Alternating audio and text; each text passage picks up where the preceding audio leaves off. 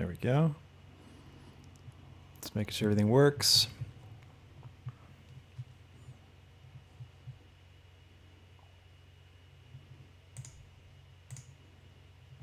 All right, there we go. Hi, everybody.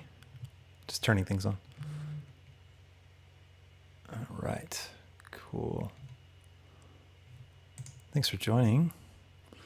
Let me get this turned off. There we go. That's working. Perfect. Awesome.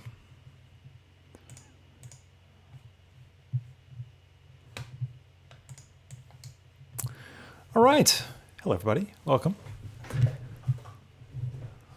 Make sure my things turn on. Perfect. Okay, I'll start the record.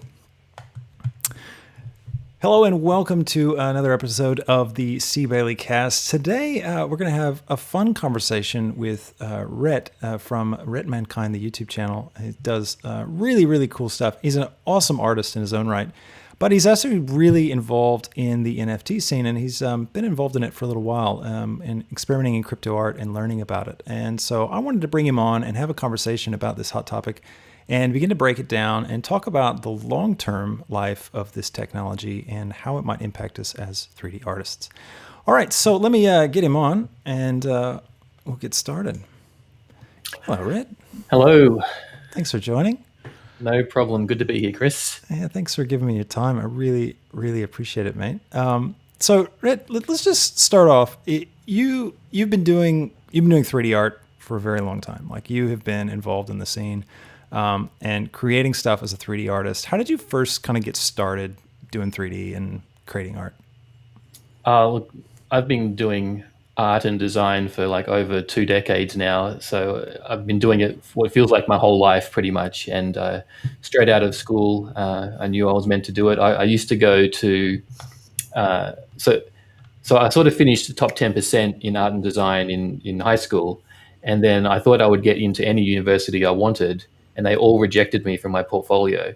And then I was left with like 1 week to go before I had to get into some sort of course. And I was just going around looking at what was out there. And the moment I knew that I was always going to do this was when I went to an electrical design course. And I went in there and they were saying, well, this course is about making circuit boards and creating the design philosophies around how... And I was like, this is not what I want to do at all. So how did I end up here? And it was because it had the word design in the title. I thought this is worth checking out. And I was like, okay, this is not what I want, but I'm obviously going to always do sort of art and design or something like that. So I think I went literally across the road. There was another campus of, and then there was an art foundation course that I was able to get in via some other certificate method they let me in because I couldn't afford the tuition of several $1,000s to do that foundations course, but they let me in for a few $100s through a certificate course because they liked my portfolio. So cool. That's how I started out of the gate from school, and I just never stopped doing it from there, and always trying to find a way on how to survive and do what I loved in some capacity. That's cool, man. And you started with, what was your first 3D software? Because you use Cinema 4D predominantly, right? That's your home in the 3D land. Where did you start with? Did you start there, or did you start with something else? I started before I think any of those 3D programs were invented. Yeah. So I started with something probably called Stratavision. Stratavision, okay, nice. It probably went out of fashion a decade ago, and so I was TrueSpace. That was my. I don't know if you ever saw that one. That was one of those early like Lightwave 3D kind of precursors, but that's cool. Yeah, I don't even know that one. No one does, yeah. Yeah. So, on and off over the years and different versions of different 3D programs. But I feel like, I really sort of latched on to Cinema 4D. I think because it was Mac-based, and I was Mac-based for quite a while. Yeah. I started as a Mac friendly platform, and I was terrible to begin with, of course, but I just stuck with it over the years. And then I feel like more recently, over the last several years, at the start of every year, I try to learn Blender, and I last about 2 or 3 weeks. I'm like, but I know how to do this in this other program, and it will take me, I've already learned how to do it. So why do I want to spend a week relearning something in the new Don't worry. program? So We'll convert you one day. It'll so happen. I try. I do I'm sure it's have, appreciated. yeah, and I do have one tutorial I did, and it is like a Blender tutorial Nice. for Roblox. On your So channel. I made Nice. it, yeah, I made it for my daughter because she was asking me how to do something in 3D for Roblox. So I was like, okay, let's do a tutorial just for that. Nice. I think But that's Blender the and only one. Roblox, they go hand in hand. It's pretty friendly territory. That's cool, man. I started in Maya professionally when I started working as a designer and stuff. And then I switched to Cinema 4D back in, I forget which version it was, but it would have been like in 2010 maybe. Yeah, I lived in Cinema 4D for a while. Really enjoyed it. It was a good program. Enjoyed like the workflow and like modifiers and all that stuff. It was really, or whatever they're called, the whole drag and drop system. I just loved how intuitive it was. I didn't actually switch till Blender until they really overhauled their UI, like maybe 5 years ago, I think it was. And yeah, haven't looked back. But anyways, if you need a good YouTube channel on learning Blender, I can recommend CBailey Film to you and everyone else out there watching. It's a good reminder. You can watch the show live, YouTube at CBailey Film, also on Twitch at CBailey Film. So just check that out if you can. We can do it at a regular time. So good luck catching it when it's live. But anyways, so Rhett, you worked as a designer, right? And then you got into 3D, and you're always doing art. You've done traditional art too, though. It's not just 3D for you, right? Like you like draw, paint. Like, was there another medium that you really gravitated to? Or? Yeah, I'm old enough that when I first designed logos, it was with paint. It was with gouache, and Nice. you would, yeah. So And that's gouache how is old I not am. a piece of software, by the way, just so everyone knows. Yeah, I'd use these brushes and line it up, and yeah. So, but I really gravitated towards computers in general when they first came out, and I really understood it and got it. So I just love computers in general. It sounds silly to say it now, but there was a time when computers weren't used for anything art and design. It was a new concept back then. But yeah, so yeah, I got into the web and interactive stuff, and went on to branding and just anything related to that with computers I would be into. So my background, like, I've got like a varied background, from things like branding specialist to like creative director in advertising agencies. I've had my own studio agencies before. Been a music video director. I've been all sorts, but all related to being creative and art, design, and film. And I was always trying to get across that stuff. So I don't know how many Australian, listeners you have, but hopefully some, because we're both sort of Australian. But I designed the Triple M logo. Nice. I designed. I did music videos for The Living End and some other ones. So I've done like recognizable things around Australia. But as an artist or designer, you're always like the hidden face behind things. You're never like a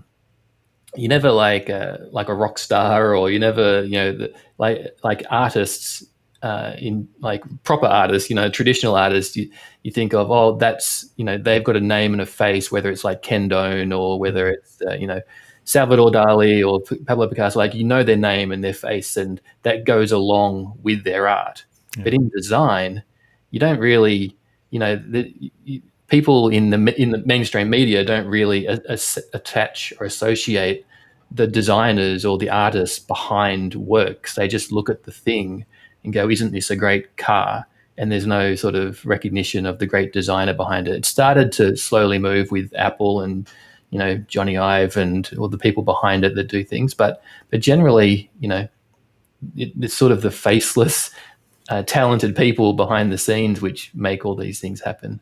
Yeah, that's right. Like the background artist that's creating the thing that everyone encounters but no one recognizes as their work. Well, that's kind of a good segue, I guess, to start talking about our main topic. And I wanted to start this off by giving everybody a bit of context that's listening to the show or watching live, because crypto art, NFTs, like it's a very hot topic right now. Like it's insanely hot. And there's a lot of information that's flying around right now. There's a lot of, people, really cautionary stories. There's a lot of like negative stuff flying around. There's a lot of positive stuff. There's a lot of hype. What the point of this conversation is, and why I brought Rhett on, was to talk about NFTs as a technology and how the blockchain is going to affect us as artists, not right now in this hype cycle. And we're not going to be jumping onto that. It's about the long tail of this technology. So personally, when I really began learning about this stuff and researching at the start of the year, for me, it was a moment of realization that this is a technology that's not just going to go away. This is going to be something that will be around. And it's going to be a part of all of our careers. And we need to think about it as creators and 3D artists. If you're trying to move into 3D art as a career, whether it's design or animation or filmmaking, understanding these smart contracts, understanding NFTs and all this stuff is going to really help you in the long term, because you're going to be able to understand how you can engage with it. And when I say that, I'm not saying you go make a piece of art and you can go sell it for 200 grand, tomorrow, or go take all of your life savings and pour it into an Ethereum wallet and go buy up whatever you can now because it's going to be big later. Don't buy into that hype. Think about this as a long-term thing, as something that's not going away. So we wanted to talk about this, and Rhett is a great person to talk about this because so he's been involved in this. He got involved in this early 2020. You were saying, right? So 2020 is when you were really starting to get involved in NFTs and that whole world of stuff. And he's really been there from that point and tracked along with it. And now he's at a point where he's an established artist in that scene. I think you're established. I mean, I view you as an established artist. I don't know what you view yourself as, but the work that you're doing is really great, you're doing amazing stuff, and you're actually engaging in the marketplace right now in its sort of heat of the insanity of what's going on. So. But you've got a really level head about it. And I really like what you talk about in terms of adding value to the space. And so I just wanted to give you the chance to talk about it a bit here and for us to talk about it. So I just wanted to kind of give everyone that preamble, that setup to this conversation so that you know where we're coming from and what we're trying to achieve in this conversation tonight. So let's start off. Let me give you my best understanding of what the blockchain is, and you shoot holes in it. Okay, you tell me if I'm completely wrong. So if you have no idea what the blockchain is, here you go. This is my best explanation. So picture in your mind 1,000 computers, just hypothetical, 100,000 computers, whatever, all over the place. They're decentralized. They're in people's homes, right? It's not some company. It's not Google on the hill, right? And all these computers have a spreadsheet, right? And they have the same spreadsheet, and they're coordinated in such a way that you can't write a line in the spreadsheet unless it's written on all of those computers at the same time. And you have to do it in order. So there's no, switching of the order. It's sort of, this is the entry that goes next, and it goes next in every set of the spreadsheet. So you have an identical copy of all of these, all right? And it's different from Google Sheets because it's not a centralized copy that's on Google servers. Again, think about it as people's computers all over the place.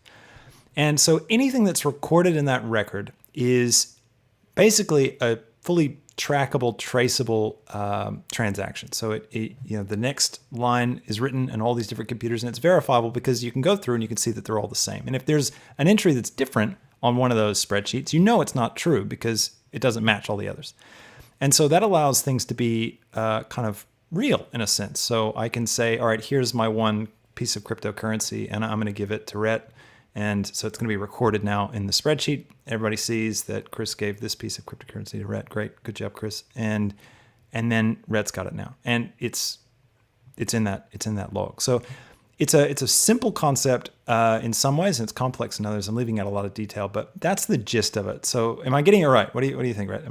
I like it. You've got the underlying understanding of what's happening, and then like all that is an important basis to understand, because if you understand how that works, then you know that you can't just kill it. Like if one server goes down or a whole country goes down, it doesn't stop the blockchain. Like it maintains that information until that other thing goes up. So it doesn't go away. You can't kill it, and it's sort of like a trustless a trustless way of doing interaction. So I don't even need to know you. I don't need to go through an intermediary or a bank or whatever. It's set up in a way that, yeah, you could send me something and it gets to me, and then that's it. There's no one else involved. It's just a system that organizes it all, which is amazing. And it's not a company. I think that's sort of, we're so used to thinking about new inventions as coming from a company. And so they own this thing. And what's so cool about this stuff is that it's not a company. Bitcoin's not a company, and Ethereum's not a company in the sense that they have a big building somewhere with all these computers that are saving all these transactions. So if you lose if you lose Europe, all the Bitcoin, records in Europe, there's still hundreds of thousands of records in the US and in India and all these other places where people have been mining. And so that's how you get this decentralization. So it's not controllable. It's something that's completely out of control, but it's completely unified. Now there's a lot of problems with that are still being worked out. So the technology is still, being developed. Like Bitcoin, I know, like it has like a pause, right? It's like there's a timer where you have to wait for the next line to be written in all the sheets. That's the basic thing that I've heard. And then like Ethereum, I know has its own issues as well. Like none of these things have nailed it necessarily 100% yet, but that's the basic underlying technology. So what's the step then? So what then is a piece of crypto art? How is art related to this spreadsheet that's propagated everywhere? Cool. So we'll leave Bitcoin aside at the moment. That's sort of the big dog everyone knows about cryptocurrency. But on Ethereum, it's a little bit of a different blockchain where you can sort of publish new tokens or coins on top of the Ethereum network. So you can actually create contracts and make things on top of it. So this blockchain is a little bit different to some others. So what this network or technology allows is the creating of a new token. So this thing called NFTs came up, which stands for non-fungible tokens. And just quickly to explain what that is, like fungibility just means you can exchange something really easily, like dollars for dollars or bitcoins for bitcoins, and you don't care which one that you have. They're all, you don't care if I give you two $5 notes and you give me a 10, that's all the same. So non-fungible is like the counter to that, where things are unique. You can't change them. So like a piece of artwork is different to another piece of artwork, or if you're in the balcony on the theater or in the stalls, it's a different price range, a different experience. So we've got that now in the digital realm because of these tokens. We can have files or tokens that are not the same as each other and have different value. And so it's most commonly or easily described as like, if you think of an artwork and you have the certificate of authenticity that comes with it to prove like this is the original artwork, it's by this creator and it has this provenance, like the history that comes with it. We now have the digital equivalent of that, and we've never been able to have that ever before in history, like of the digital space.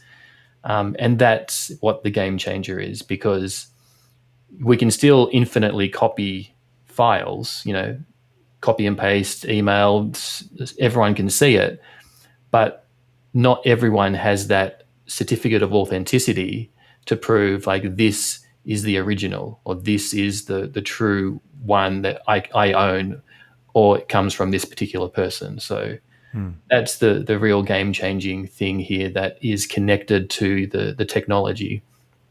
And so all this mainly happens on the Ethereum network, but there are other blockchains that are coming out that you can also publish NFTs on other blockchains altogether, and they run a little bit differently. But at the moment, the king of doing NFTs is the Ethereum network. Right. Yeah, because Ethereum was really like, I guess, the largest, or maybe the first, I don't know if it was the first, I assume it was the first cryptocurrency that enabled smart contracts to work, where it had this extra functionality beyond like what Bitcoin was doing.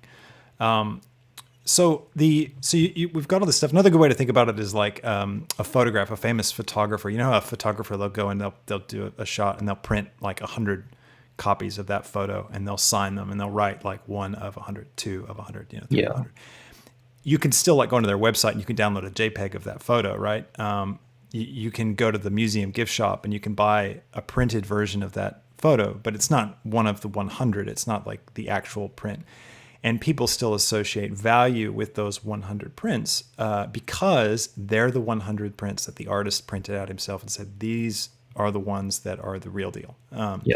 And that's all it takes in the art world, or in any economic sense. Economics value is attached to anything that people are willing to pay for, anything that people want, wherever there's a market for that, where there's scarcity and demand. And so when an artist does that, it creates scarcity and it creates demand depending on how famous that artist is. And that's how you get value at those pieces of art. And so that's how the whole art world has always worked. And so yeah, as Rhett was saying, this is sort of the transition point in our history where this technology is now moving into the digital space. And this technology is applicable to things, to really anything digital. Like the memes and stuff going around now, like people's like people selling their first tweet or all this. It's this kind of mania right now around it because this is the beginning of this thing that's happening, and I think that's why people have attached so much of value to things like what Beeple has done, because it's like I think you said this, Rhett. It's like owning a cave painting. Like or maybe someone else did, but this idea that this was like the beginning of it. And that's why kind of the value is a bit crazy, but you got to look past things. You got to look past this hype phase, and you're going to look at, okay, where's it going? If this technology isn't going away, this means that as a digital artist, as a creator, as anyone that's doing anything in the digital world, you can create things that are unique. And that means that you can create things that have value in a way that they've never had before. So it's really good to begin to learn this stuff so you can begin to think about it. So Rhett, that's our preamble, kind of we've built the foundation for this conversation. What do you think of, well, let's talk about first. So how did you first get into it? So when did you find out about NFTs and when did you start kind of experimenting with it? Sure. So I've been into crypto since 2013, I think, is when I bought my first Bitcoin. So I've been into crypto for a long time, but it fell off the radar for a bit. And as I mentioned before, I've been into digital art since forever, several decades. So when I saw the hashtag pop up on my Instagram feed, hashtag Cryptoart, I was like, what is this? And it didn't take me long. It was the same day I looked at a few things. And I'm like, this is me. This is for me. I'm all in. Let me research what this is. And and that was like the start of 2020. And it just, it was like a perfect storm, a perfect time for me to get into it with lockdowns and COVID happening. I had heaps of time to sort of hone in and research. So I minted my first thing in like maybe February 2020. And then I went to ground for like 4 months after that, just researching everything before I minted anything again. And it wasn't a huge wave of interest like there is now. It was still just people dabbling and trying things out. So there was no sort of rush to do anything. I didn't feel like I was missing anything by researching and doing my due diligence. So that's, and I remember, so I just found it through someone on Instagram posting about it, that they'd minted something, and I was like, what does this mean? So I just found it that way. But I remember the first time I went to Super Rare, and I looked on the homepage, and there was something that looked exactly like my art. It was like, I thought I had done it, but it was like a little bit different. Then I realized it was someone who'd just done my tutorial, like exactly followed the steps and spat out the render from the end of that tutorial. And then I looked at it and I was like, that's my work. I was like, but it's not my work. And then I realized they'd just done that and they'd sold that as an NFT. And it was the most popular on the site. Oh. And it was, I was okay with that. I was happy because that's why I do tutorials for people and I was like, this person actually made money from digital art that they did as a tutorial. And I was like, okay, this is an opportunity for me. Like if they can do it from following something I made for them, then I can surely do it. And so that's, was. Oh man, you get the best attitude of the year award for YouTube creators. That's No, I don't mind at all. That's awesome, man. That's why I make tutorials. Well, I did. I haven't made one for quite a while, Is this the but one Blender tutorial, by the way? no, it's not the Blender one. But yeah, so I was happy for that person. I'm still happy when I see people, use my tutorials, and I can see the influence in their work, and I'm like, I'm pretty sure they've done one of my tutorials, and that's cool. Like, I'm happy for them. That's really good. So that's how you began to get involved and learn about it. So it was a big learning process for you. And I guess I wanted to like kind of highlight that as well, because I think there's a lot of people experiencing the fear of missing out right now. You mentioned it a little bit just now, how, before there wasn't any pressure, right? And I kind of like, I almost wish that this whole gold rush, wasn't happening. I almost wish that, the Beeple sale hadn't happened yet, and that there wasn't that pressure, and it could be something to explore kind of, freely. I think it's something that people have to really begin to, kind of work back from a bit and go, all right, because it takes a long time to understand this stuff. I wanted to, I guess, encourage everybody as well to kind of say, don't feel like you're missing out. Like, give yourself that chance to learn, like have the tail, like give yourself the time, that like what Rhett gave himself to learn this and figure it out and engage with it. What do you think of, so let's talk a bit about some of the negatives right now. So there's a lot of controversy that's kind of swirling on the internet right now around NFTs because of how big it is. And one of the criticisms that I've heard is that it's a pyramid scheme, right? That's kind of there's that one tweet that's going around. It's like this idea of, here's this thing where you have to buy into it, and then if you sell something, you get a bit of Ethereum, and then you buy other artists' work, and that encourages more artists to get in, and how pyramid schemes work. And this criticism that all it is this thing that's going to burn a whole lot of people, and a whole lot of people are going to lose a lot of money, and it's going to wreck lives, and this is just, we shouldn't be engaging in this at all. What's your response to that when you hear that? My usual response is, I can tell that someone who hasn't even tried it. It's someone who's like just scared of something new, and it's just they don't want anything to do with it, so they just sort of are looking to poke holes in it. But I think, if they actually tried it and gave it a go, they would change their mind almost instantly, because they would understand how it works. And because it's just like the monetary system, really. Like, it's like calling I'm not saying the current monetary system is great or perfect, but it's not a pyramid scheme, and yeah, so I don't really, I understand the fear, but I see it come and go for so many new technologies that the same things happen. Like, I remember people saying that about the internet, Yeah. that it was, it's a fad, it's hype. It's like, what's the point of this? It takes so long to download things or to see things. I have to print out my emails. Well, why would I want to do that? And so people just not understanding how things work, and they're not willing to try them, are the ones who want to poke holes in them. I haven't found a single person who has joined and has tried it for many months and has, done transactions on the blockchain or whatever, and has then said it's a pyramid scheme. Like, I haven't found anyone that's done that. So that's why it's hard to, and I think my usual response is, it's a real pity, because that type of spreading of fear and uncertainty and doubt about something new stops people getting into it, and it stops people who could really benefit from it the most. And it's why I sort of been making videos about Cryptoart and NFTs. I made it before this hype wave happened, and it's because I wanted people to find a new way of doing things, because it can help them break free of the shackles that they might be in. Because this technology hasn't been available for everyone, and these ways of doing things and selling art or sending currency or whatever haven't been available for everyone. And for a lot of people in the world, it can really help them get ahead in life.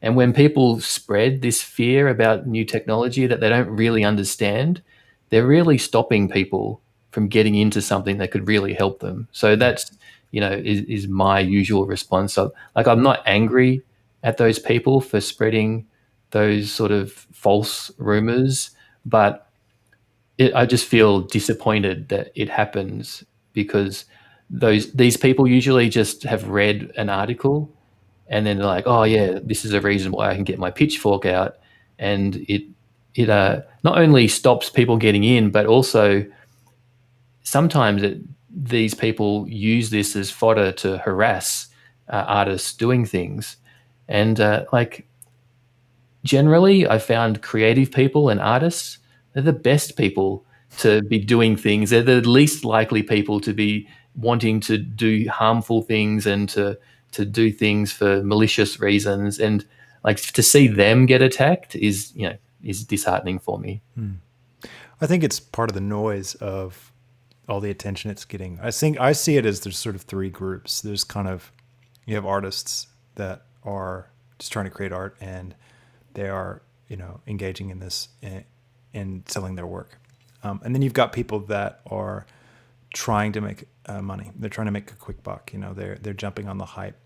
I think that there will be a lot of people in that group that are going to get burned in this season, right? Because anybody that jumps on something like this that's hot and exciting and it's booming, it's like they're trying to catch a bandwagon and they're trying to use it to make money fast. Not that there's anything wrong with it. There's lots of people that do that, but I think one of the problems right now is that like you Google this once, like on YouTube, and your feed is going to be full of all these crazy hype videos. It's like I've been amazed watching my feed on YouTube change to this sort of like, just I'm getting recommendations. There's like 1,000 thumbnails of some guy like smiling, like and like there's like a snaking line behind him, like showing the stock prices going up, and it's got like some new coin. It's like and it's I think when you haven't learned about all this stuff and you haven't exposed to this world, I think there's a lot of people just getting inundated with it like a fire hose right now. Like, and it's like this whole subculture that is very different from anything that and I think for me, like I never really wrote off cryptocurrency, but I just never really thought about it. It was sort of like I heard about it, it would pop up, and I'm like, yeah, whatever. That's not. I'll pay attention when it shows up and affects my life, and that's when I saw NFTs for the first time. I'm like, okay, it's going to affect my life now. And then I think the other group is people that are kind of just trying to cash grab. So they're just quickly pumping out some JPEGs and trying to jump in, and their attitude is, I just want to get on there and I just want to try and sell something fast. That's the category I fall into. And I think that it's unhealthy on those two sides. And I think that that core group of people that are artists that are, in there using it, this is the people that are going to stick around. Like this is the group that's going to last. And this is also the group that, I think this technology, like you said, is really going to benefit. And when you say benefit, like, just clarify, I guess, do you mean like this is everybody's chance to make $100,000? Or are you saying, this is just a way to, in the future, to like earn an income? Like, what does that look like? Oh yeah, I'm definitely not saying everyone that gets into this is going to get rich. I'm definitely not saying that. But to have sort of ownership over your work and just the ability to be able to sell something that is a digital file directly to someone else anywhere in the world and exchange that for like crypto, which you can then change back into your currency, that whatever you like that's not been possible. Like you have to work for a client, or you have to find a job doing something else, or you have to find a second job to pay for you doing your personal art. Like there has not been this opportunity before for so many people. And that's what I mean by it just gives people choices. It gives them a choice, like maybe I could sell my piece, and if it gets popular, I can get a small, group of collectors maybe, or I can, come up with a different way of living my life. rather than sort of hustling to get some money, to get some, computer parts to try and do my personal work in Photoshop or Blender, because it can be expensive. So if there's a way that I can get something back for what I'm doing, then it might help me sort of carry on doing what I love to do. And that's sometimes all it takes. And it because there's a wave of interest, it is probably quite competitive now. So there's no way you're just going to put anything up and it's going to find someone straight away and sell. Like that's probably fanciful to think that's going to happen like that. It's more, you know, of just understanding the potential there, and how you might find your place in it and what you have to offer the space in general. Because there are going to be some like big winners that come out of this, but 99% of people that get into it will, not be well-known great artists in the space. They're going to maybe sell a small piece for a couple of $100 and then just disappear, and they think, okay, well, I tried it. Or not sell anything and they just spent money on gas and they're like, well, this is a scam because I just lost my money and no one bought my stuff. So yeah, there'll be a lot of failures, but it's not, like you said earlier, it's not a technology which is going to go away. It's like ignoring the internet, when it was in its early stages and there was the .com bust, when so many .com, like everyone, if you just said web or internet company, anything, people would throw money at you Yeah. to do something. And then that went bust and everyone lost all their money. But the internet didn't go away. So the ones that provided value, they're the ones that started to grow out, the Amazons and the Apples and the Googles, and provide the value going forward. And the same will happen here. The same will happen. I don't know when it's going to bust, but it won't be like when people say a bubble, if you think of a bubble, it bursts and then it disappears, it's gone. But it's more like a property bubble, or it's more like a balloon, like it overinflates and then has to deflate a little bit to get back to a sustainable level. And then it can, inflate again and then deflate. So it'll be more like that. It will sort of go in waves. But it's for me, it's not something that's going away. So it's worth learning about at least. There's a great quote. I forget who said it, but that we overestimate the impact of a technology in the short term, and we underestimate the impact of a technology in the long term. And it's a very consistent pattern. And the internet is a great example. I think it's really cool you bring that out as a parallel to this, because I think that makes a lot of sense. The .com bust was massive, and it's the same with what's happening now. I think another way to even think about this stuff, just as you were describing it, made me think, it's almost like digital copyright in a way. It's like, we've always had the issue of you create an image and then you have all these usage rights around how that image can be used. And but this is a chance to actually create something that, in a sense, has a real tangible copyright to it that, you can control. And I think that it's a really powerful thing. So thinking about going forward, like, let's cast our eyes into the future, right? Let's go past the inevitable market correction that's going to happen. What does the world look like? What does that space look like for an artist who's maybe, just come out of art school and he's got a couple of digital pieces?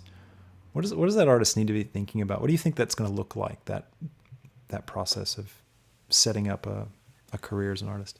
Yeah, so this is what's really interesting, because it's new. It'll garner its new sort of philosophies and values, and moving forward, and we're still discovering what those are and what those. So, if you think about like the great novel writers or authors of their time didn't become the great directors, of movies when movies were invented, and those directors didn't become the great game developers, when that was taking off. The same will happen here. So the great sort of visual artists or traditional artists or whatever that were around, that are currently around, won't be the great ones going forward. So the ones who will be successful going forward are the ones who understand the value of this space and can bring something else important to it that make others sort of see a different perspective and find more value in it. So they're creating something more valuable by being in the space. So if you think of like film, it's, people that, like directors who have a unique way of editing something or coloring something or telling a story or bringing bold characters out. So they bring these unique things to the medium that didn't exist before, and then that shines, and people sort of are hit by that and like, wow, that's valuable, that affects me. So if you can sort of get that value and bring it over to this new medium of minting on the blockchain, being able to exchange, having self-sovereignty,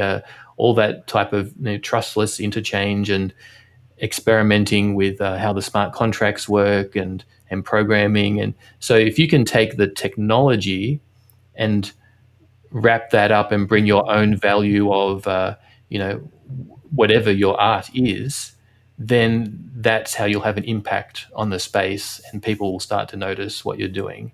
But if you're just bringing something which exists somewhere else and people can find it and it's not worth much in the other place, then it's not going to be worth much here. It's not like you can just throw anything in this space and it make money or have an impact, because it won't.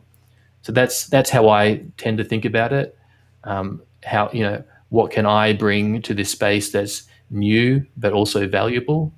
Then you'll have a chance of having some sort of success. And in the future, that's what I see will be useful, because the people who are already in the short term experimenting with how that works are already seeing massive success.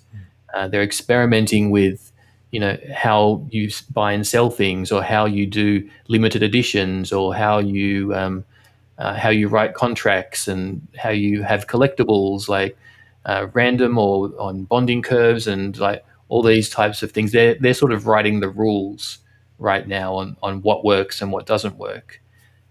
And so I think the people doing that will have the success in the future. But it's really hard to tell, exactly what it will look like in a year's time, because this, the crypto space moves so quick. It feels like, I think people get, when they first join it, and it's understandable, they get so overwhelmed. And it seems like you've been in a year and it's only been a month. Things change so quickly and new projects are popping up, and it's hard to keep across everything. Because I used to know every project that was about to happen in the space. About like a year ago, I could tell you this is launching, then the week after that, this is launching, let's have a look at this and do our research. That's impossible now. There's projects popping up all over the place, new artists joining, new things happening. It's just so quick. So it's just go back to your core reasons of why you're doing something, and then start to understand this new space, and then how you might integrate into it. And then that's, So in the future, a lot of these, there's so many new platforms popping up for Cryptoart. There's dozens now, and even many on different blockchains. So a lot of those, and I can't tell you which one will be the successful one. I can't tell you right now which one's going to be the MySpace versus the Facebook, which one's going to be the Netscape versus the Googles, or Netscape, VHS or Betamax, if you want to go even further back. I can't tell you which one is going to be the best, but because sometimes the best, like the VHS versus Betamax one, sometimes the best, which was debatable, Betamax, doesn't win, because the more popular one who got there first is like VHS is the winner. Which, there might be other blockchains out there which are theoretically better for doing NFTs, but because Ethereum has such a head start and the network effects and all these people, it might be hard to beat. But it may not. It may get beaten, and maybe there is room for like a Nintendo, Sony, Xbox, coming up together and building their own communities and having their own values. So that might be the way forward as well. But yeah. It's the applications are pretty far reaching. I think you know, when you think about like that future and what it would look like, you know, I tend to think about what is so I think, like, I've got a friend, right, who he lives just not too far, and his wife's a professional artist, and so she's a painter, and she's one of the very few professional artists that I know. And the way she, you know, her whole career works is she creates a bunch of pieces. She just kind of locks herself away, does a bunch of work, sketches, hones her design, hones her feel, and really kind of nails a couple of pieces that she's really happy with. You know, she might make 20, 30 pieces, and then she picks 5, and like, these are the ones, like, and really finishes those out. And then, you know, she has, you know, gallery spaces that she's able to engage with, and, you know, they post her work and people come see it and buy it. And, you know, she makes, you know, $600 on that painting.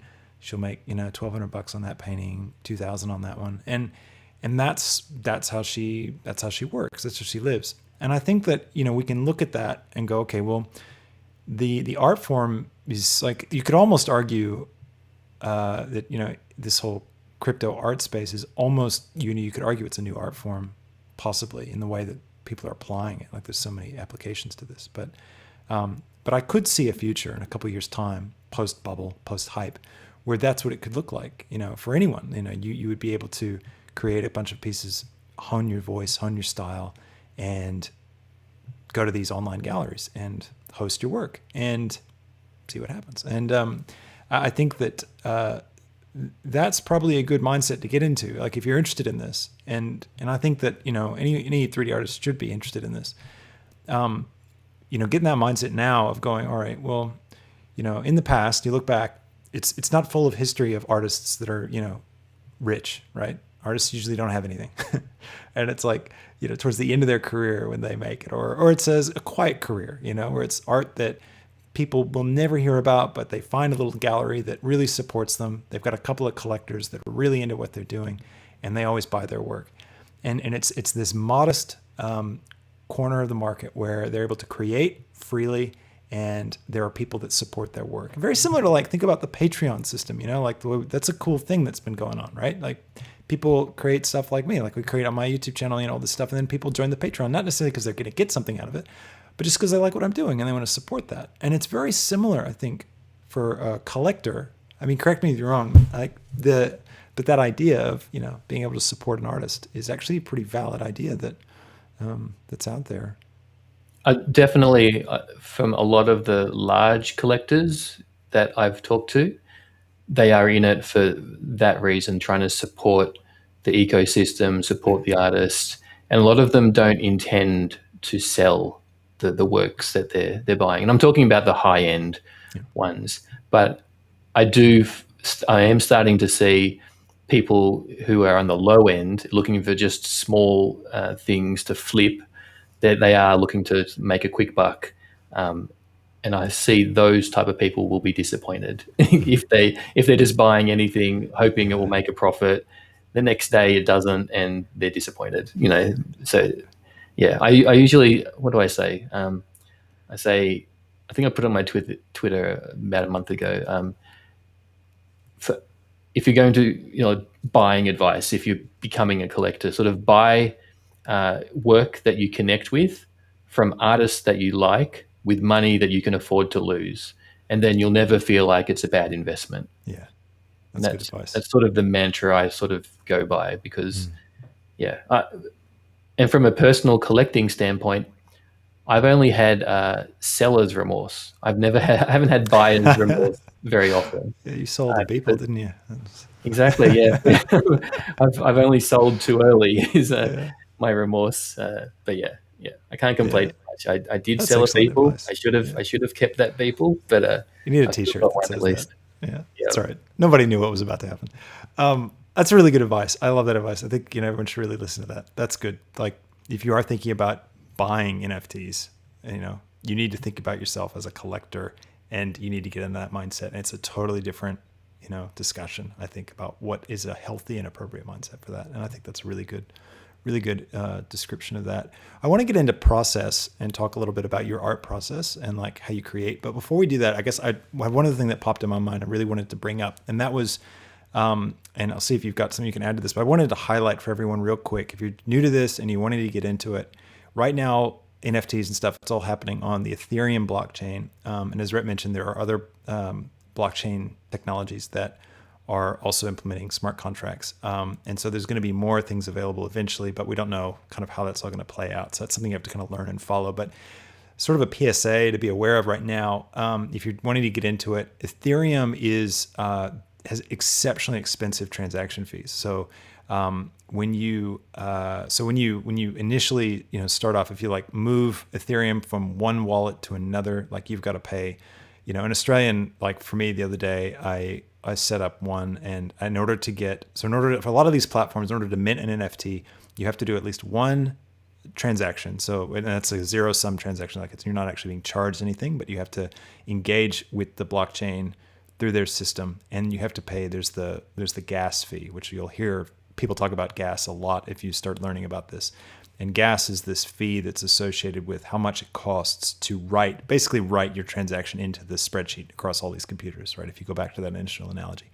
And it's really expensive. So like for me, I did one, I minted my first one the other day to learn about what it was like. And I had to pay, I think I paid $60, $70 Australian, just to do that gas transaction. Thankfully, a lot of the platforms now do gasless minting, so you can create a lot of different pieces of art without paying any gas. And they're not, I don't even know exactly, it's sort of like they're not technically on the blockchain, like it's the way it works, but you can make a lot of art and publish a lot of these things without paying gas fees on a lot of these different sites. But anyways, just be aware of that. If you're wanting to get into it, it can be expensive. Do your research. Yeah. Anything you want to add to that, Rhett? No, that's Did I get good. it right? Yeah. That's my main question. Yeah, it can be cost prohibitive to beginners sometimes because it's so competitive, and the gas fees do work on like if you pay the most gas, you get through the transaction first.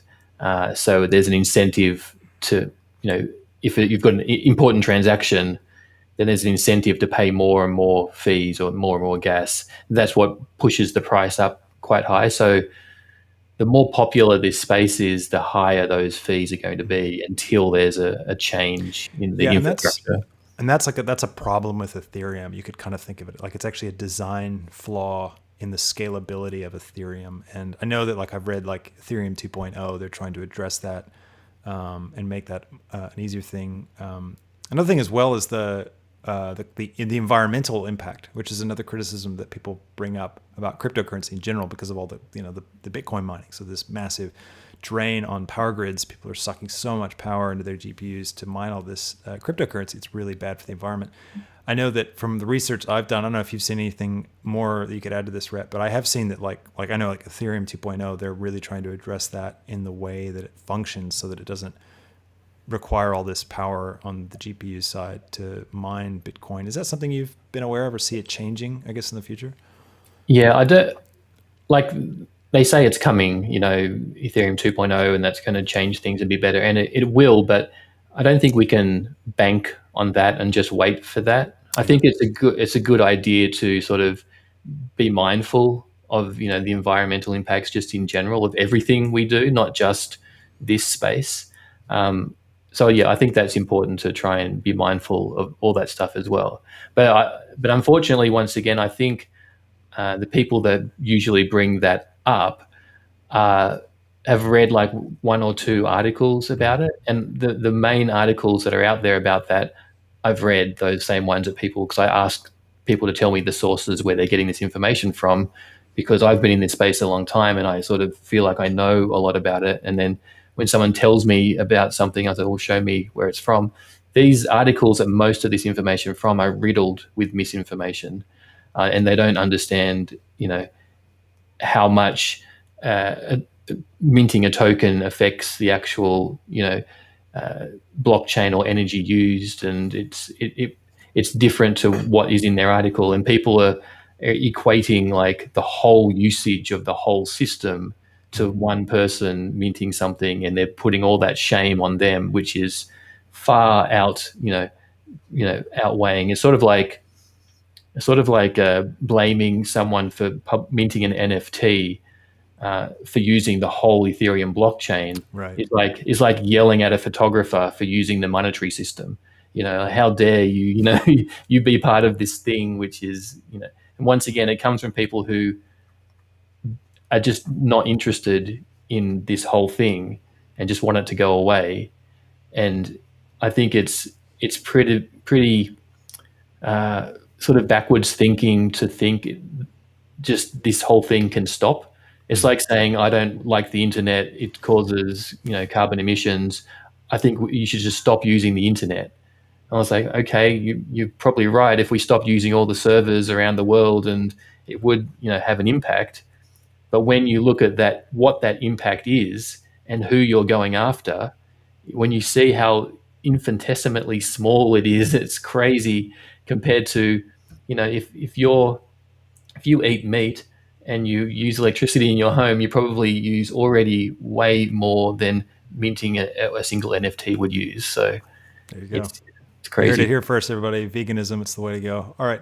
So are there any, on that, just a final point, are there any cryptocurrencies that you are, or I shouldn't say cryptocurrencies, any blockchain technologies that are on your radar that you think could be more useful than Ethereum? Like, are there any other places artists, I'm not talking about, investing in a cryptocurrency and making a lot of money. I'm talking about just practically for an artist. Like if I'm minting a new NFT, are there any other things I should consider? I think it'd probably get confusing at this stage. Like if you've not, Ethereum is the one you should be looking at entering if you're minting NFTs, although most of the platforms use that anyway. So you won't even need to know about it. You just get on these platforms. They've created an experience which is pretty easy, that you don't even need to be mindful of how the blockchain works or what the technology is.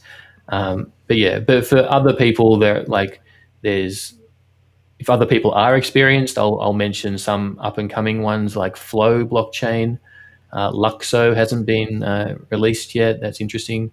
Cardano is meant to be something that might be useful for NFTs.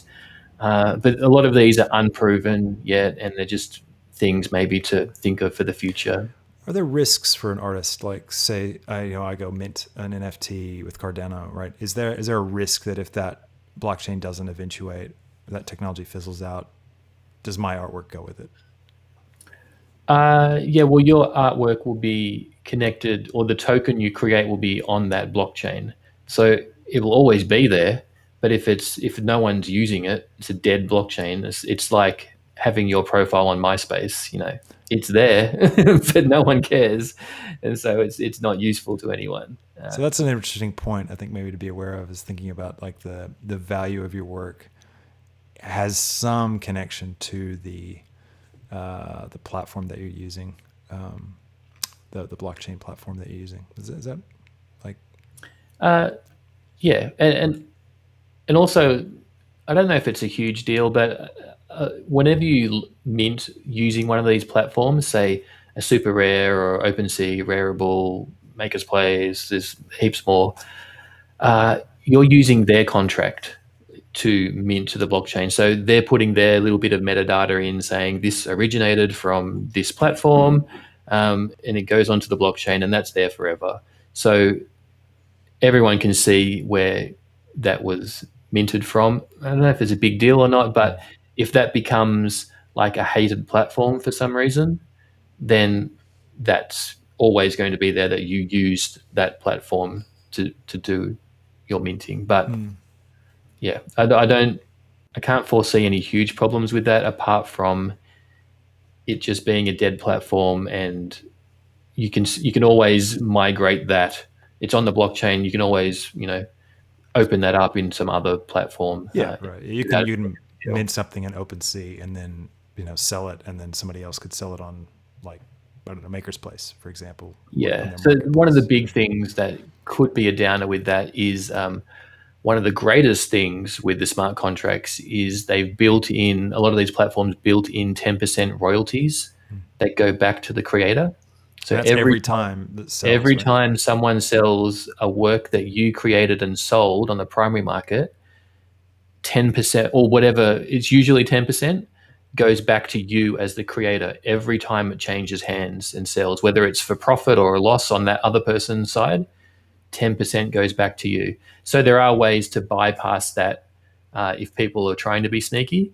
But generally, the consensus is that's a good practice to have. And that's something that doesn't happen in the traditional art market, which is amazing in this new market, which is worth mentioning. That is really exciting. Yeah, we haven't talked about that yet. Is that transferable between the different marketplaces? Like, it's not a marketplace platform dependent thing, right? That's It kind of is. That's why I was bringing it up when we're saying the platforms or whatever. It's kind of baked into their contract that they put. So if it sells on their secondary market, they honor it. But sometimes there's ways to get around it. If you send it to OpenSea and then it doesn't recognize the contract that it was originally made, and then someone buys it on OpenSea, it might not recognize the royalties that need to be paid out. Or even if you want to be even more slick and secret about it, you can just pay someone cryptocurrency, just email them, say, just transfer it to me, so I don't have to pay any of these other fees. And then sometimes transferring is cheaper than actually auctioning or selling something on the market. So the gas fees are even cheaper. So you can sometimes get around ways of, and then the royalties won't find their way back to the creator as well. Yeah, the black market of online art dealing. That's it's a whole new world. Oh, all right. Well, I think that's really good. Hopefully everybody's found that really helpful as just a deep dive into what this space looks like and why it's going to stick around and how to think about it post bubble and what you can be doing as an artist to engage in it. Is there any for someone just getting started? Like, do you have a platform that you recommend to? Not one of the ones that you have to apply to get into, but just one that you can just jump on and start playing around with? Yeah, so OpenSea or Rarible are the two. Easily accessible. You just need your Ethereum wallet with a little bit of Ethereum in there to pay for the fees. But beyond those two totally open platforms, and they're legit platforms, like celebrities have launched on Rarible, A-list music stars or whatever have put their things on OpenSea. So they're used by everyone. They're not frowned upon at all. They're just, because so many people are using them, it's a bit of a trash and treasure, as they say in the US, yard sale type of thing. You might find something really awesome, but there's a lot of trash there to wade your way through. So sometimes these curated platforms are better to get onto. So at the moment, what is winning that battle is Foundation, because if you know someone who's already a creator on there that's made a sale, they can give you an invite directly to come onto that platform. Whereas some of these other more established sites like Super Rare, Nifty Gateway, and Maker's Place, Known Origin as well is another one, it can be really hard to get onto those platforms. They're like, you have to put in a submission, but they're almost like invitation only type of places. And I sort of imagine them now like they're the music labels, where even if you're a good singer, it doesn't mean you automatically can get onto Sony or Universal Music. They have to sort of curate you and pick you and recommend you to on their platform. And that's sort of what the purpose of their platform exists, is to only offer up a selection of artists that they vetted. And so that's how I think about it. And so they're good, and most of them don't do marketing for you at all. It's still up to you to do your own marketing, to bring your own audience or to bring your own collectors and find them, bring them with you. But what they do is, a lot of the collectors will go to those sites and just browse what's new and the activity, and they will discover you there. And it is probably easier to get discovered on a platform like the more established ones, because it's not as saturated with just everything. So that's why it's desirable to get on there. Also to be among sort of other people who are known as sort of recognized top artist or whatever. But if you're just starting, I would definitely recommend OpenSea. to learn, and Rareable's another one that has its unique ways of doing things, which is really good as well. Yeah, that's really good advice. All right, so those are the places to check out. Yeah, I know the curated ones, they are tough. You have to go through a full application process. You submit a video that kind of you pitch yourself and your work, and you've got to have some specific pieces that you've set up. And so I've applied to those top three. So like the Nifty Gateway, Super Rare, and Maker's Place. Right, those are the three that I put my head in the ring for. And yeah, I haven't gotten it anywhere. So it's definitely not. Yeah.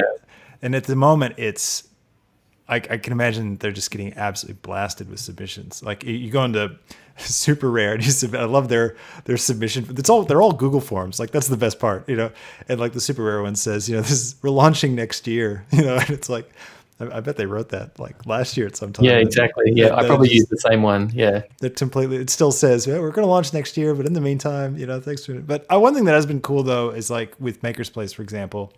Their submission process, you can get onto their Discord, which is actually kind of cool. Like it's nice to get into some Discords. I think with some other artists, anybody can get into these, so they're not selected. And I don't know, it's nice to kind of be able to be around other people talking about the stuff, be able to post up your art and get some feedback. And there's a nice community of people, gathering around these. Are there any like really good gathering hubs, Rhett, that you know of that are?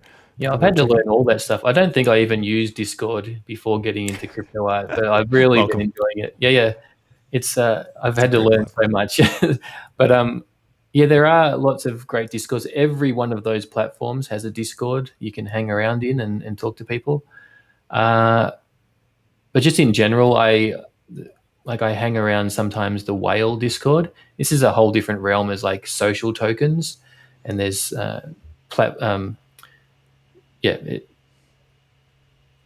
there's sort of ways of creating your own token, and people have done that. And related to NFTs in general, there's a thing called Whale Coin, and they have a Discord, and they like a community of people who are into NFTs in general.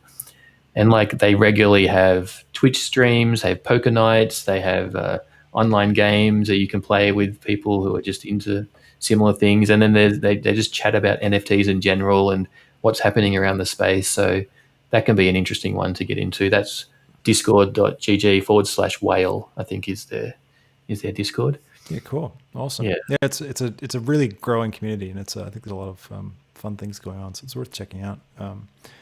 Awesome, man. Well, let's just talk. Let's have a little segue and just kind of head towards wrapping things up. But I want to talk about being an artist in general. So just your process and what what does your day look like? Like, I mean, are you creating art all day? Or do you got your day job and you're creating art at night? Like what's, are you still doing design? Like how does it fit for you as an artist? Where do you find that time? So I'm, I guess they call like a daily artist. I do an artwork every day and I post it on Instagram. So it's such a loaded statement now. Yeah. So every day. Yeah. So yeah, it's hard I don't try and compare myself to people because I'm never going to be able to say I've been doing it for 13 years. But I have done I do sort of year-long everyday projects, and that changes from time to time. So in 2018, it was a year of learning cryptocurrency. I did a day of cryptocurrency something every day, but generally it's art related. Before photography or in the last several years it's been 3D. It's been cinema 4D and art and design. So I do that, but that doesn't take up my full day. At the start of this year, I said to myself I was 100% crypto artist. So that is all I do. So I've got projects coming up that I know about. I'm designing things, or I'm trying to put together my releases for that, and I'm experimenting and exploring with things in my everyday artworks. And so I use that as an exploration, and then that sort of helps guide me into what I'll be releasing and what bigger projects I'll be getting into and releasing later on. So I've got things lined up. So I've got another Nifty Gateway release coming in June. So I know that's, a few months out. I've got that on my mind, but then I've also got releases happening on Maker's Place. Maybe I'll do something Foundation, and maybe I'll do something for these other platforms that are coming out as well.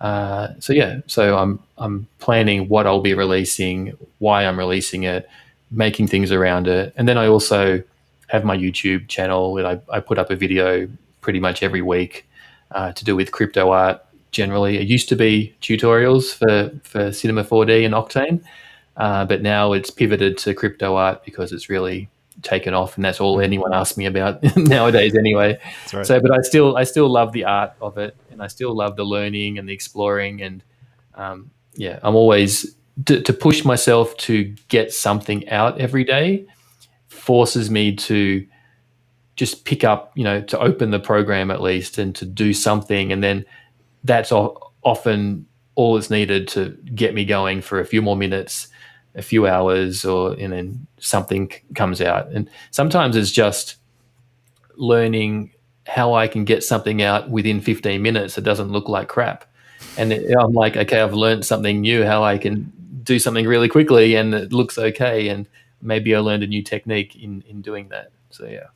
That's cool. So your process then is very much like a kind of a free form, free thought sort of thing, where you just sort of jump in and you just get your hands dirty in the program and you see what emerges. Is that kind of right? Is that... I think it's iterative. So I treat my everydays like I'm trying to learn something, and then often that builds up to a bigger project. So maybe I don't know how to do wind dynamics on a leaf, and so that day I'll spend trying to learn how to do that.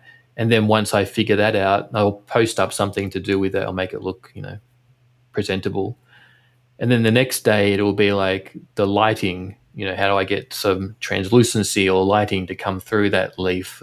But maybe I won't do it on a leaf, I'll do it on something else. So I learn the technique, and then so that grows into a bigger project where, one of my I think my release a few weeks ago on Nifty Gateway, I had it was in a forest, and I had like these blocks, and so I was teaching myself in my dailies for the months leading up to it, like how do I do the texture on the blocks, and how do I do these leaves like falling through the forest to make it look natural, and how do I do the lighting through fog, and then I'd have like a little snippet each day of my experiments doing those.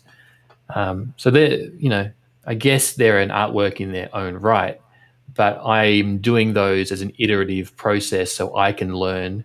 I can learn techniques, or I can be surprised by what I've discovered or some random thing, and I'll post that up. But I know it's all sort of leading to a bigger idea that I've got in my head. And so I've usually, I've got to-do lists, and I've got my list of things that are coming up, and ideas. I have notes of ideas, and so I've got like a plethora of crap and notes and things that I've got, and I just slowly make my way through those. It's just like a visual diary to me is how I treat my daily stuff. It's just what I'm working on at the time. So if you look back at it, you'll see how it relates to something I release. But if I didn't do my everydays, it would probably be the same thing, and just you wouldn't see anything, and I wouldn't have that. Just having that commitment to do something sort of helps. I just know that every day this year I'll have to put something up, so I may as well make it worthwhile or useful to my own growth. Even if it doesn't look great, it's at least it's something useful for my own growth there. But generally, I try and make it presentable at the end of the day, at least. That's what we're all trying to do, right? It's the internet. I think it's really cool what you're talking about, because that's a really good thing for people to grab hold of, is this idea of when you sit down to do something, be guided by what you want to learn. And I think that's a really cool insight that you're bringing out. Because I know from myself as an artist, like reflecting on my own work, it's definitely, that's a big driver for me, and I get, like, if I get a client, even with client work, I get a brief in, for a video and, we need to come up with some cool design for it. Often what motivates me is I think about that. I go, well, what do I not know how to do? Like I want to do some crazy cool particle thing, or I really want to explore geometry nodes, and so you create that motivation for yourself and the learning, right? And then you begin to tie that in, because I think the idea of doing a piece of art every day is a very intimidating idea. Like that's a scary thought. And how do you get, so you got your sketch pad, right? And you've got you come up with ideas. You've got your big picture. Like let's talk this piece that you just released of the blocks. That idea, did you have that as like a pretty concrete idea in your head and you're working towards it with all your everydays? Or was it just, you had this loose concept of blocks stacked up in a forest could be cool? I find my best executed projects, I do have an idea of where I'm going, but I don't know exactly how I'm going to get there. And so I sort of allow myself enough breathing space to explore and discover things along the way, but I do have a plan of, why I'm doing it. So in that particular instance, if I talk to that one, it's called Combination Block. It was a pun on combination lock. And so what I did around this piece is I created a whole puzzle world, like a treasure hunt world. And the idea was to bring the collectors and the creators together and form a new world going forward. So that's what's happening in the crypto space at the moment. Yeah. I wanted to so that was like the idea behind it. And so then I thought, well, visually, the way to represent that is to have 24 blocks, like 12 and 12 on each side, coming together. So they all form this one sort of monolith in a forest. And that related to, like, if you are in this puzzle, you have to sort of understand and discover a bit about cryptocurrencies and publishing NFTs to solve this puzzle, because I hid an artwork on the blockchain, and you had to discover. I distributed 12 seed words to creators and 12 positions of those worlds to collectors. And then if you could get all this information, put it together, then you discovered the wallet, you go to OpenSea, then you can transfer this secret hidden artwork to yourself. And then hopefully it's worth, several thousands of dollars. So it forced the participants to learn a bit about the crypto space, and it forced creators and collectors to come together. So I had this idea, but then I had to come up with how I was going to visually represent that. And so eventually it was discovered. It's called the keystone block. So you have the combination block and the keystone block, and you put them together, and you could see how sort of one's in the snow and dark blocks, and the other one's in the forest and it's white blocks, and they're sort of like an inverse of each other. The story and the idea was there, but then I just experimented with, okay, each day I would be like, okay, how are these blocks going to look? Are they going to be really shiny, or are they distressed? And what's this world going to be looking like? Is there much movement? Is there not? Is it a quiet place? So I'm just exploring those themes and the textures and the layout, and I'm exploring those things throughout the month. But I know the overall idea and the story I'm trying to tell. So yeah, that's cool. Yeah, that's really cool, man. With room to breathe and experiment, but a clear vision, an idea of what you're trying to get to at the end. That's a really good breakdown of it, because I think for a lot of people maybe that are thinking about getting into art, you often Andrew Price, the Blender Guru YouTuber, has this great thing that he talked about in one of his recent podcasts. He said, you scroll through ArtStation and it's really uninspiring at the moment, because it's just all the same stuff. It's like, some dude with a giant Thor hammer. It's a mech. It's the same thing over and over again. It's this idea that there's this whole culture of 3D artists and 2D artists and stuff that have kind of grown up amongst this online world where the only way to make money as an artist is if you get a job at XYZ as a concept, artist, right? And so that's just, everything is geared towards getting work as a concept artist. Like, it's just, that's what all the work is. And so coming out of that, like, this is a huge mind shift for people like that want to get into this space, because now it's possible. And thinking about art, like, I really liked the way you broke that down, because it's It's this idea of how do you finding meaning in things, because people want to associate meaning. They want to inject meaning into art when they look at it. And so as an artist, it's thinking about, what can I say about society? What can I say about my world? What can I say about my emotions or my response to things? And then figuring out a way to visualize that or express that. Like, even if it's like even you see those, paintings and it's just color, it's just composition, color and shape. If you look at that, it's going to evoke an emotion, it's going to remind you of something, and there's intention there. And I think that's like what you need to think about when you're approaching art is you have to think about what's your intention.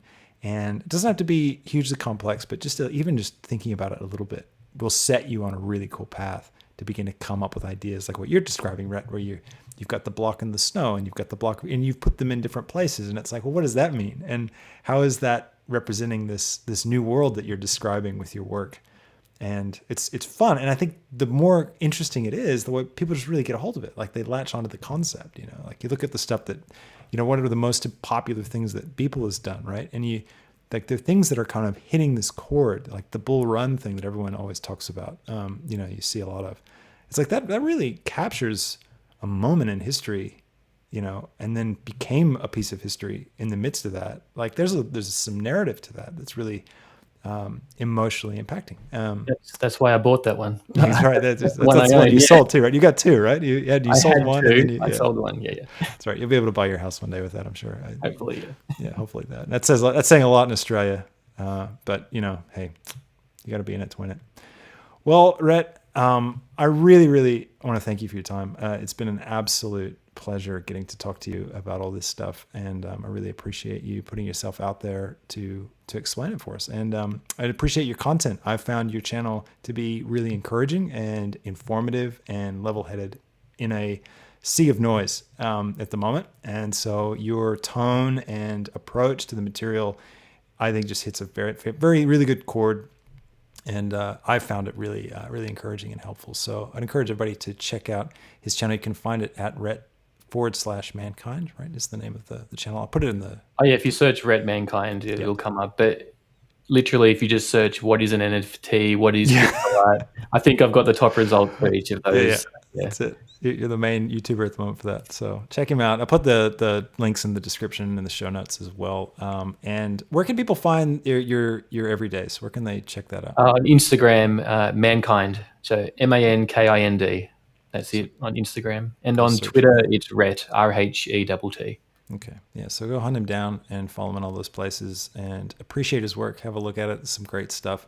And they can I assume they can find everything else about you on those places as well. So yeah.